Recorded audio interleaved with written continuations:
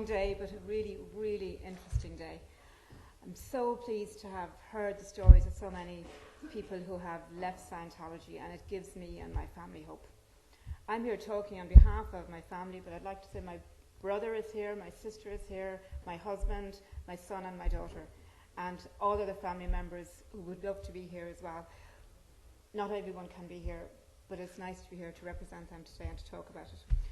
I'd like to start by reading to you a statement issued by my family to the press in the early summer of 1994. It was a statement of the Phelan family. Our brother Tony has been involved with Scientology for the past 6 years. In the beginning, we were unaware of what we now view as the sinister nature of the organisation, but we did notice many changes in our brother's outlook and personality, as well as an adverse effect on his relationship with us. This led us into investing Scientology as a philosophy and as an organisation.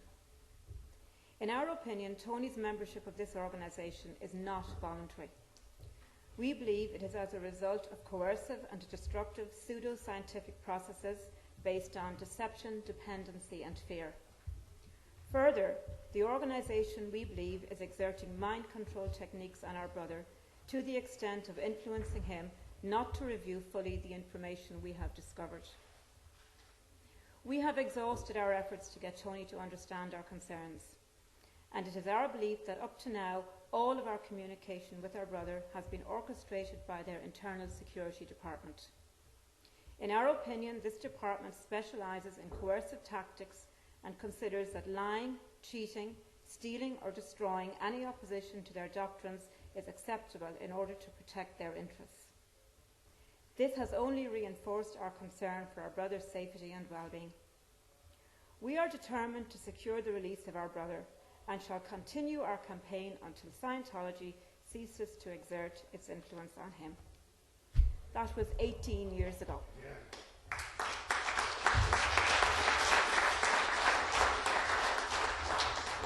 And every word in that, as I listen today, it's exactly what has happened to him. I don't think we need to change the statement today. It's as it is. But it is sad that 18 years later, he has not got any contact with his family and we are disconnected from him. Some of you know the background, but just to briefly go through it. My mother died quite suddenly in 1988. At the time, Tony was working for an electronics computer firm based here in Dublin, but he had been sent on a training course over to California. He was spending 6 months over there. So when my mother came ill and died quite suddenly, he got home just before she died, but didn't really get a chance to talk to her. Following the funeral, he didn't really communicate much with any member of the family. He was still in shock, as we all were, but he returned to the States very shortly afterwards. And through talking to people he shared apartment with, later on we discovered what happened. Letters or notifications or leaflets came in the door advertising Dianetics. And he was at such a vulnerable time in his life. While he was with colleagues from Ireland, he was separated from his family and friends at a very difficult time in his life. And that's what drew him into it. And to summarise everything else, at the time we had no idea what Dianetics was. When he came home, he told us he was doing these personality courses and that he found them really helpful. And of course we thought, he's just back from America. What's Dianetics? It's fine, we won't worry about it. So over the next year or two, while we knew he was doing these courses here in Dublin, and we did notice some changes taking place in his personality, we weren't overly concerned. First time when we started getting concerned was around the end of 91, beginning of 92. One of his old mates from work sent us a copy of a Time magazine article. And the Time magazine article was, and I'm sure a lot of you know of it, the thriving cult of greed and power. And it stated, summary, that it ruined lives, lost futures. Scientology poses as a religion, but is really a ruthless global scam. That was the first thing. Oh my God, we started looking at it. He refused to read that article. When we started talking to him and saying, what is this? Talk to us. He refused to read the article. Various members of the family went off and did various research. And my older brother PJ would have met up with Mike Gard at the time. Mike, as you all know, is involved with Dialogue Ireland. Mike gave us a lot of information about Scientology at that time. My other brother John spoke to Bonnie Woods and John Atack, got information from them. we did various research. I'd like to give you some quotes of some of the information we had. A justice lately ruling on a child custody case in London in July 1984 stated, Scientology is both morally and socially obnoxious. It is corrupt, sinister and dangerous. It is corrupt because it is based on lies and deceit. It is sinister because it indulges in infamous practices. It is dangerous because it is out to capture people and indoctrinate and brainwash them. A report on the Board of Inquiry into Scientology for the State of Victoria, Australia in 1965. Scientology is evil. Its techniques are evil. Its practice is a serious threat to the community, medically, morally and socially. And one more. Californian Supreme Court Judge Breckinridge, in a 1984 decision, when he was describing the founder of Scientology, Mr. L. Ron Hubbard, the evidence portrays a man who has been virtually a pathological liar when it comes to his history, background and achievements. The writings and documents in evidence additionally reflect his egoism, greed, avarice, lust for power and vindictiveness, and aggressiveness against persons perceived by him to be disloyal or hostile. That and all the other information we had about Scientology, we tried to get Tony to read, and he would not read it, and he would not listen to us. This was kind of, and I don't have exact dates, we're talking here between 92 and say early 94. We worked a lot privately within the family to try and communicate with him. He went to do courses in St. Hill in East Grimstone in England. My brother John was living over there at the time.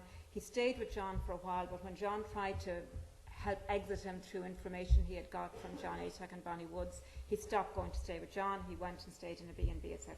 And he started at that stage disconnecting from us. The final straw, I suppose, came for us then when he took early redundancy. And I'm not 100% sure of the timeline on this, but I think it was around 93. And he would have got a fairly big lump sum of money from his company, and he told us he was going to do a full-time course for the next 12 months in St. Hill with the intention of becoming a full-time auditor. So all our attempts in a private way of trying to get him out just weren't working. So at that stage we decided it's time to go public. So in 1994, early summer 1994, we did our first protest against Scientology, and it's at that time we produced that statement. And we did basically a protest outside our offices in Middle Abbey Street. And there was follow-up interviews with the media, etc., both here in Ireland and in England, because John was working in England at the time, and he was interviewed by a number of English newspapers as well. We did everything we could at the time that we felt to try and get him out, and it just didn't work.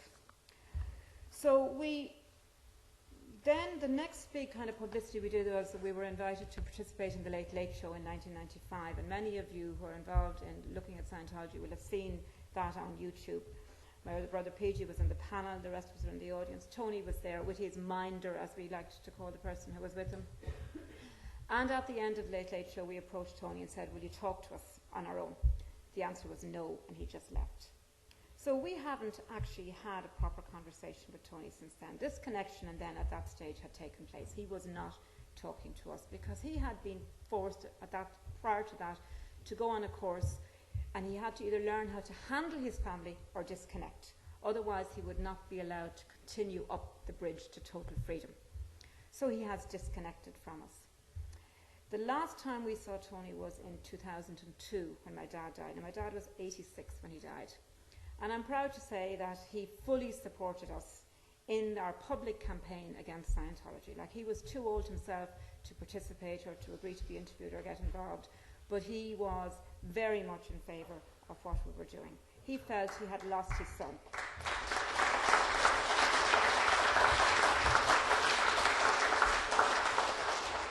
And he was very glad to see us, and I think to this day, and I said he's dead 10 years now, I believe he would be very proud of what we're doing today, that we are continuing to fight to get back our brother and his son.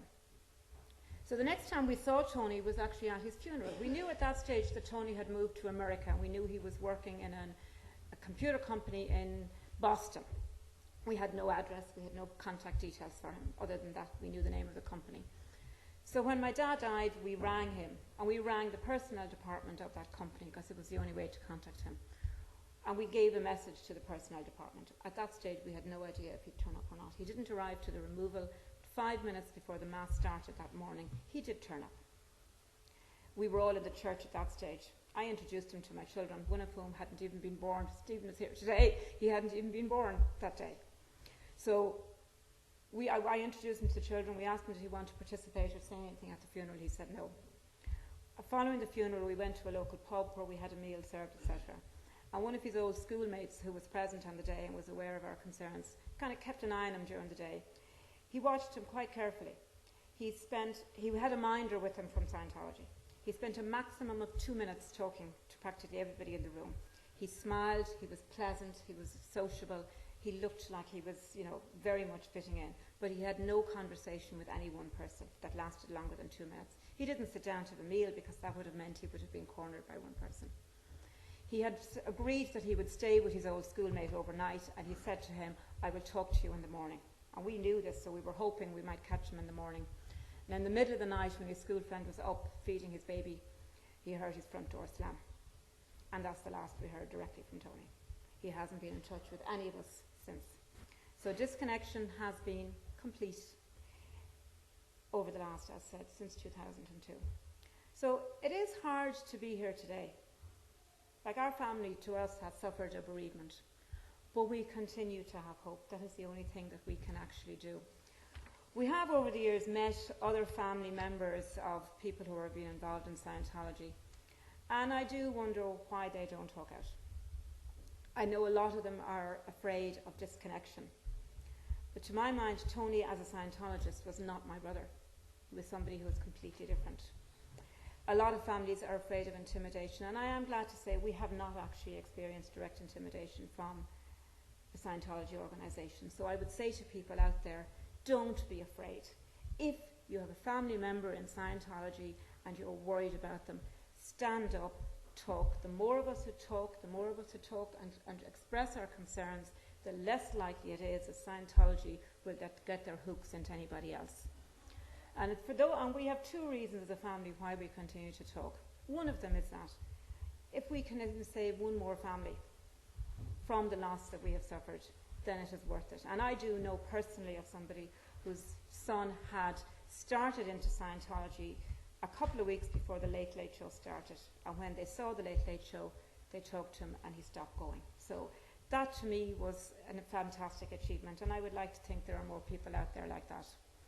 And of course, their other reason is we do hope Tony will come out. And listening to the stories of some of the people who are here today, who were in for over 20 years and have come out, we hope that Tony will come out. And by talking up, he will know that we have never forgotten him and that we will always continue to fight for him. I'd like to say a special word of thanks to Anonymous for the work that you do. So many of you...